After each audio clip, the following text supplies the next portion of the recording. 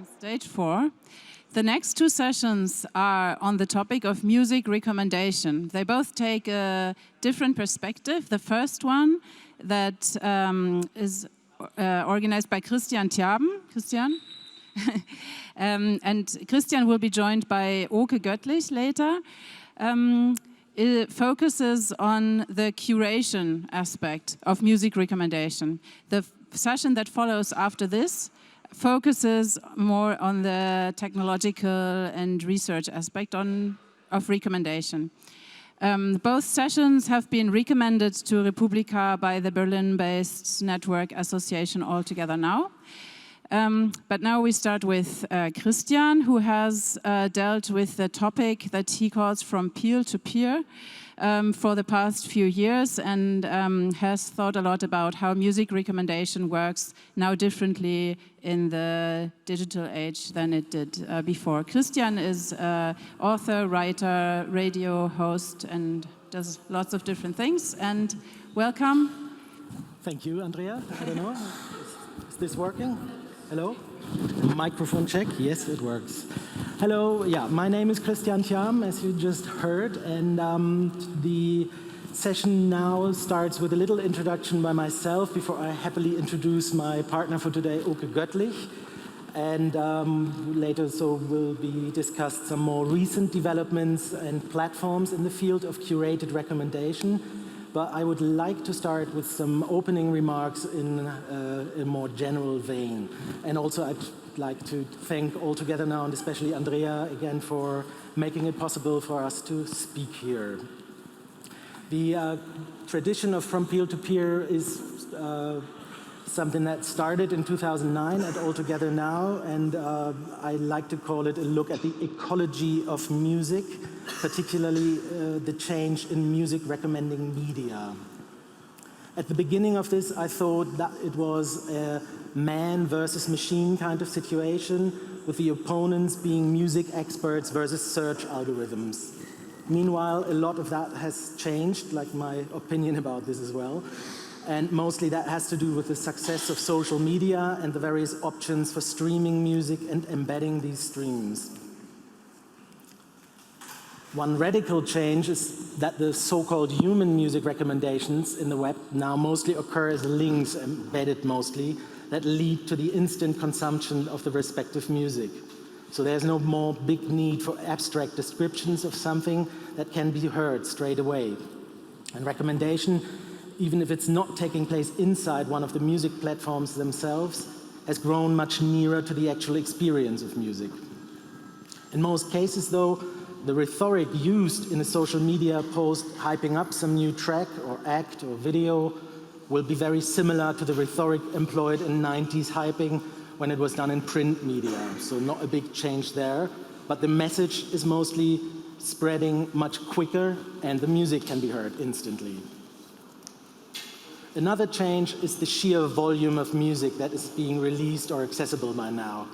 If you include back catalogs and the respective availability of also not so recent or even age-old sounds on the streaming platforms, the amount of albums, tracks, complete works, lost sessions, mixtapes, bootlegs, and so forth can be quite intimidating.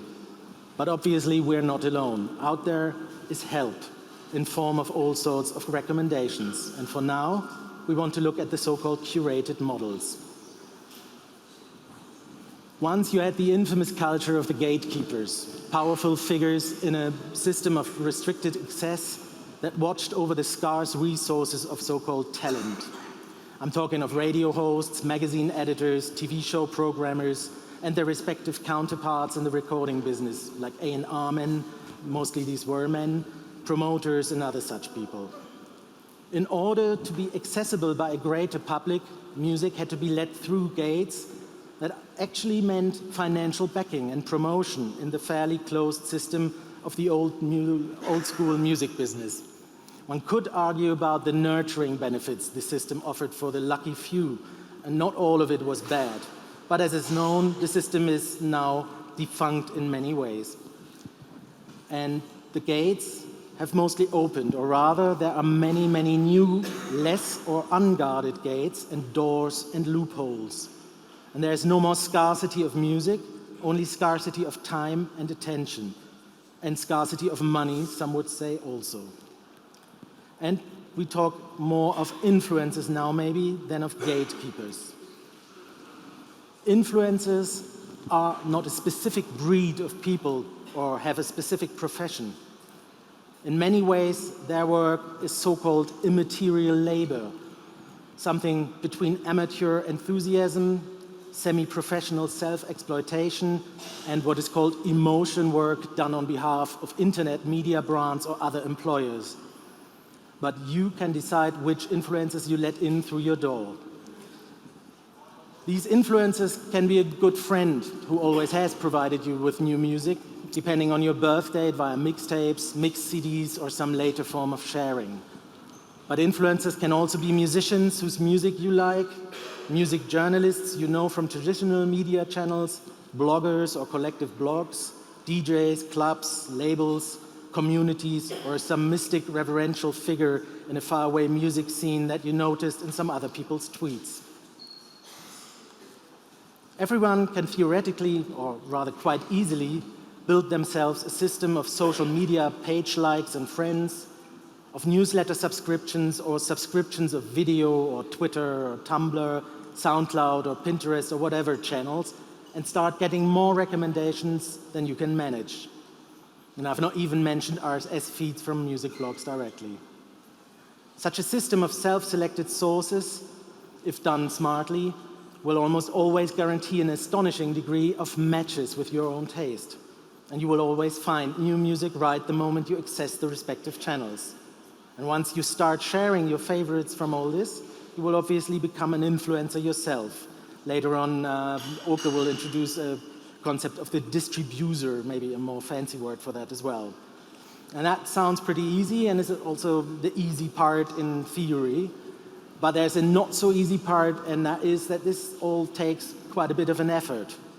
First of all, you have to be interested enough to do all this, and you have to have time to focus your attention on all the new music that floods your inboxes and timelines, your dashboards, or whatever you look at. And probably the scale of the system you use will reflect the degree to which your cultural praxis in this is refined.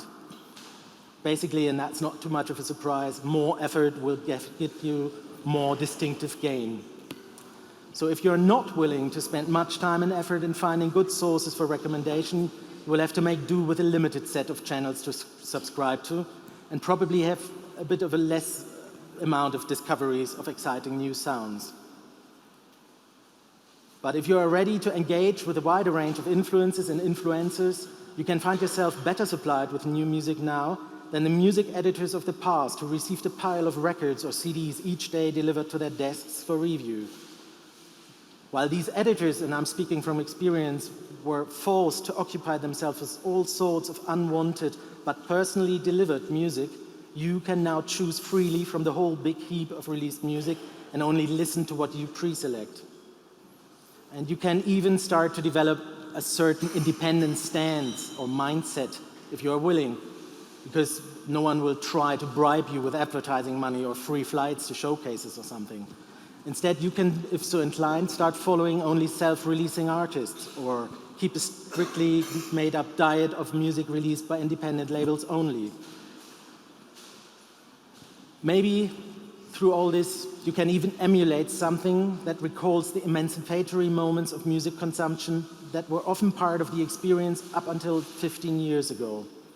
At that time, the actual type of music you listened to was an important statement. And in order to be able to listen to this music, you usually had to engage with people, go to places, and spend your money off the mainstream. Then again, everyone loves a good hit. And if that currently might be for most of us, maybe Daft Punk's Get Lucky, then who cares if it's a major company that turns all the dollars with it?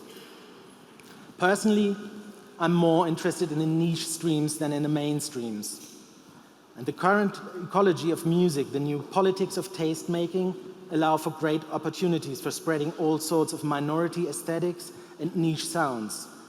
To use a term from the discussion about the so-called auteur series like Breaking Bad, or The Wire or Deadwood, who never had impressive ratings when they premiere on network TV, but find a much larger audience through secondary channels like DVDs and so forth, there are now ways of, quite elaborate ways actually, of distribution you could call narrowcasting as opposed to broadcasting. And this is for me one of the key aspects of today's curated models. Instead of opinion-leading individuals and collectives that primarily determine a consensus of taste supposed to fit for all, we now have a multitude of collectively led opinions that allow for more diversity. And this makes it possible that more different kinds of music find our attention, even if less single tracks will find the attention of all of us. Curators or influencers or whatever we call them play a vital role in terms of charging our music with meaning, even if it's now more of a social meaning than sort of an expressive meaning. If you look at music television, you could say that it has benefited musicians who were able to turn into visual artists as well. On the other hand, when the internet arrived, it first of all turned music into mere audio files. So now everybody has to see how he can make more of them. And besides various strategies to charge music with more meaning by way of visuals, videos, artist blogs, or performance aspects, and so forth, the curated music recommendation can add a social factor to this load. It's not necessarily always only the music itself that determines what we like. It can also be who else is listening to this music and who's talking about it and how it is released. So in the final analysis, it is probably irrelevant on which platform you receive your recommendations, but maybe specific platforms will influence your influences. And so now we should probably look at some of those platforms, and to do this, I'm happy to have Oke at my side, who prepared also a little thing, which I don't know if it works. Will we have it? Or okay, so we will have a bit more visual now, and start talking about some of the later developments that you might be interested to hear about.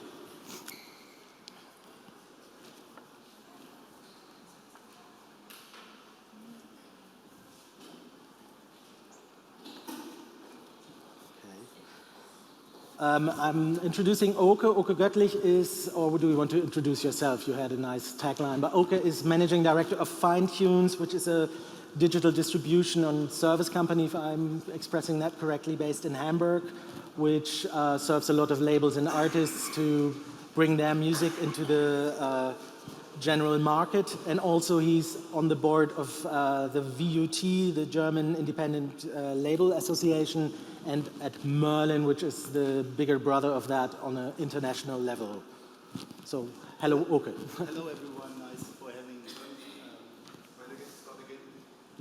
Hello, everyone. Okay.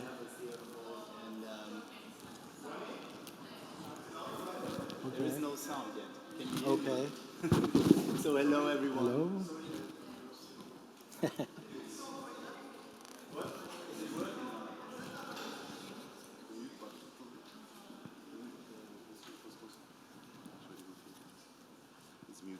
Okay. Hello, everyone. Nice for having us here. And I made a little presentation on kind of some buzzwords. We're trying to reach out to what is happening to music consumption in related to what is curation, what is influencing, what is consuming music, and how is it changing the landscape.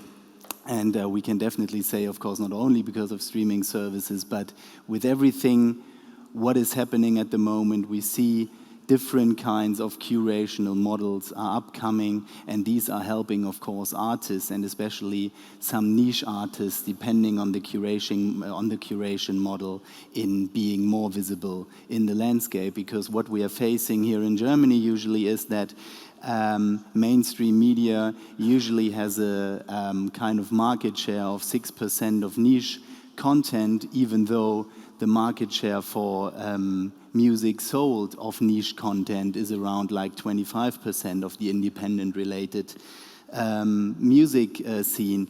And with the help of curational models, we can see the development from the US, of course, coming with Pandora, with other streaming services, that these kind of numbers of reach out of independent music is kind of getting not even up to the 25% I was just talking about, it's just even going much more higher, up to 40%, where, of course, established artists are being less visible in certain curational systems, which we want to talk about now. So I had prepared one question that was directed in the sort of towards the idea that curated models might help independent artists or unknown artists better than algorithms, which might relate to sort of something that's called the filter bubble as well, so that strong things get usually enforced by something like algorithms. I'm sure the second part of the music recommendation session will be having some ideas about that. And you actually had some market research towards that about a recent release that basically said, yes, it is sort of more important to be in editorial systems, which are curated in terms of streaming services, what we're talking about now. Rather than the algorithm-based stuff. Did I get I mean, right? we can definitely see a slide of where editorial-based systems, like, for example, iTunes, or even editorial-based streaming services like WIMP and others, where the release gets presented to the audience, is of course much more interesting for newcomer bands, because then they get a visibility which they usually are not getting. When it's getting more to the human and social factor, so sharing, then we see lots of course, already known habits, like people are listening to music they known for years, and which is quite common. So it is really interesting that a mixture between the human and social, and of course the user-based sharing is needed for getting both effects for newcomers and for established bands. It is much easier, as we all can see, of course, with the Daft Punk example, where, of course, everybody is listening to it, whether it's a 50-year-old or a 70-year-old. 7-year-old. Yeah, or 7-year-old. Right. Okay. One thing that I came across in the preparation for this session was a study done by Nielsen Music, which is sort of a more industry-related organization, as I understand, who were looking at the discovery of music and the conversion of discovery into actual consumption, meaning in that regard probably even buying of downloads or CDs. And they still find the direct recommendation by radio is very important, but that's not so much what we talk about, but also recommendations by friends to be very effective, which relates to sort of I think a relation of trust that is necessary to give the final impact for somebody to say, okay, I'll give it my attention, not because the starting page of my streaming service says so, but because my friend Oke, who's always had the best new music tips, has recommended it. And so we tried and find out, as I understand, they didn't really have figures for that, how important, for example, inside Spotify it is to have the social recommendation. But I think in general there is a trend that this is a huge sort of factor in the consumption nowadays, the possibility to get, I don't know, everybody in your friends or whatever lists you have sort of sorted by way of their music preferences. And in that regard, there's like 2 services that will probably soon roll out. We could look at it for a moment. You've actually been in Austin, I think, presented by Beats, the ominous new venture which employed Ian Rogers of Topspin and Trent Reznor as sort of figureheads for their new music service, which basically is going to be, yeah, what? I mean, it's just another streaming service because they just bought one streaming service, which then, of course, has a kind as a new aspect, like a curated model where they are really putting together more than 1,000 influencers who are preparing playlists, but this is especially when I saw it, it was nothing else than which we can already see on several other streaming services already being done by, for example, Spotify, creating artist playlists, looking for influencers, whether they are actors or they are musicians, and they are preparing all the lists, which now, of course, Beats is trying to somehow combine with the brand they already have, with the headphone Beats of Dr. Dre.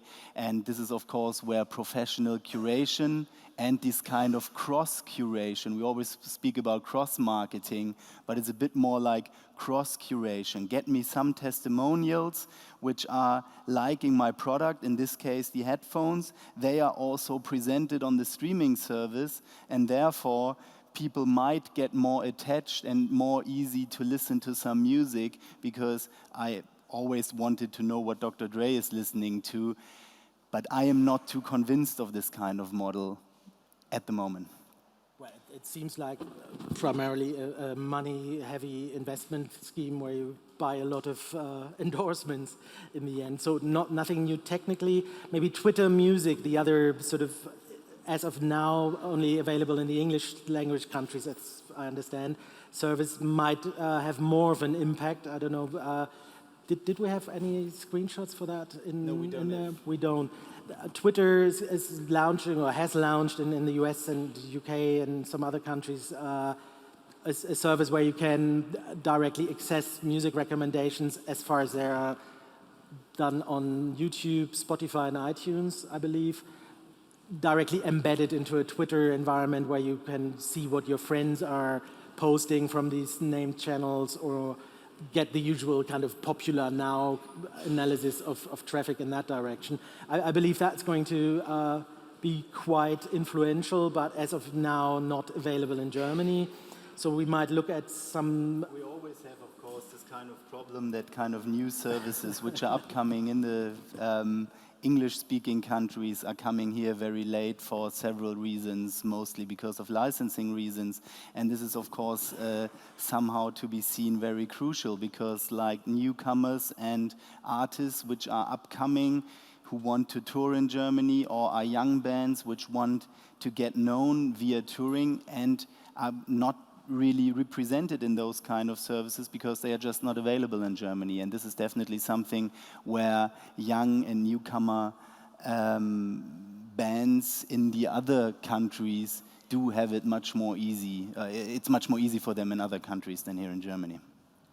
So maybe we should also talk about another service so far not available here while we're on that topic. That would be Turntable FM. I think was just about one of the images on the screen.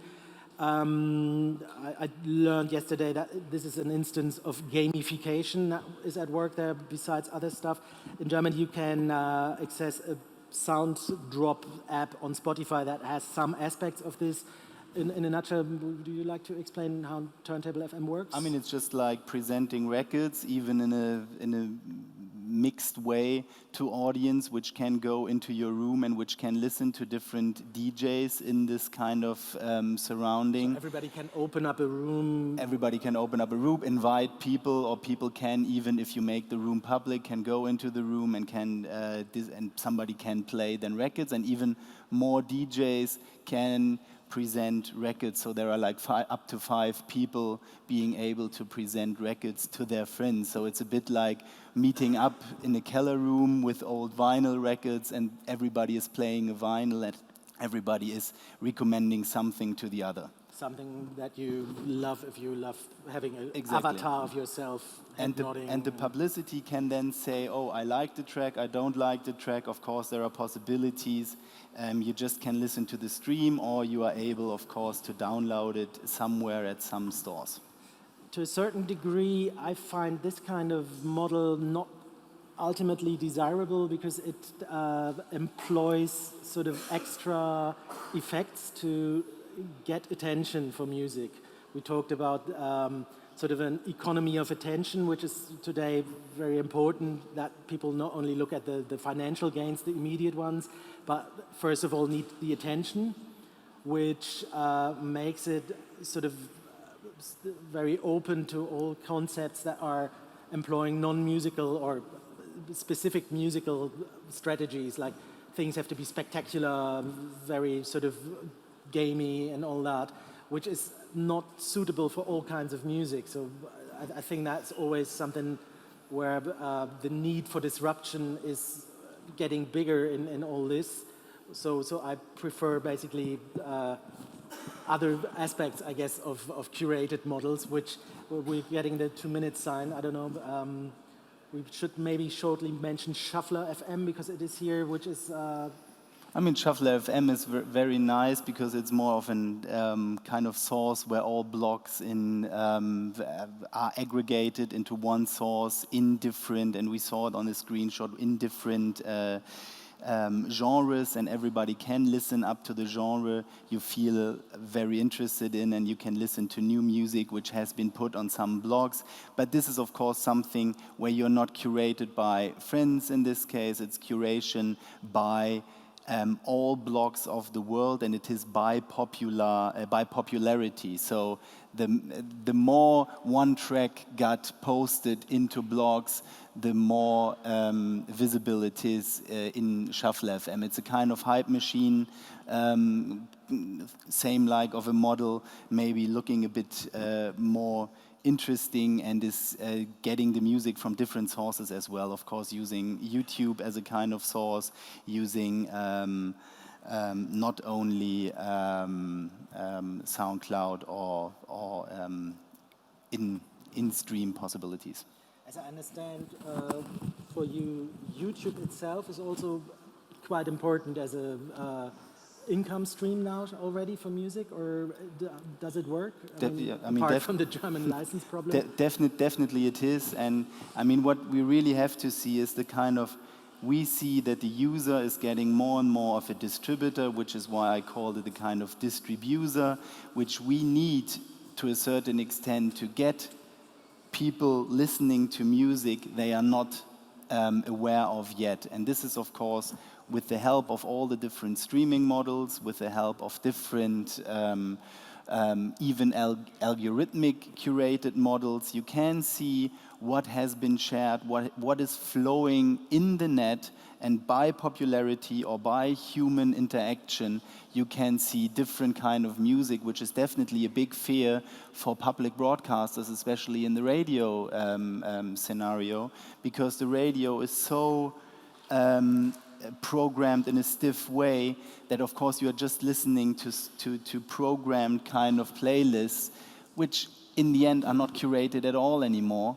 And unless you're listening to Byte FM. Unless you're listening to Byte FM, and Christian is working at Byte FM, which is a nice radio channel, by the way.